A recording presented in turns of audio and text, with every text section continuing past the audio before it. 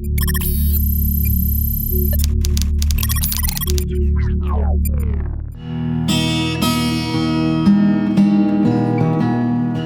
دن بادشاہ نے ایک درویش سے کہا، مانگو کیا مانگتے ہو؟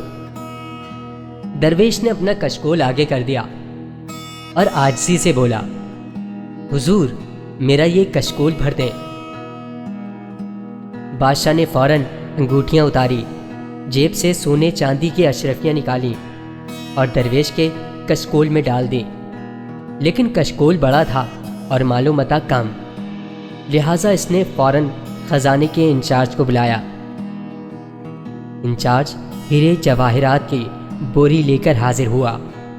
بادشاہ نے پوری بوری الٹ دی، لیکن چوں جواہرات کشکول میں گرتے گئے، کشکول بڑا ہوتا گیا، یہاں تک کہ تمام جواہرات غائب ہو گئے۔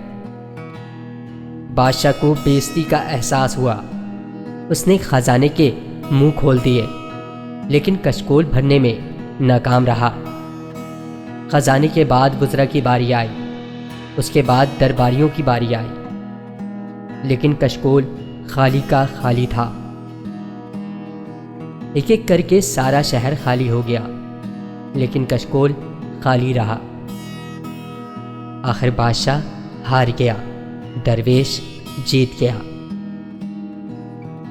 درویش نے کشکول بادشاہ کے سامنے الٹا، مسکرایا، سلام کیا اور واپس مڑ گیا۔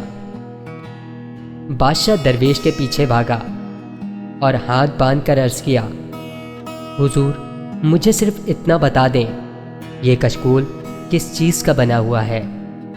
درویش مسکرایا اور کہا، اے نادان، یہ خواہشات سے بنا ہوا کشکول ہے، جسے صرف قبر کی مٹی بھر سکتی ہے۔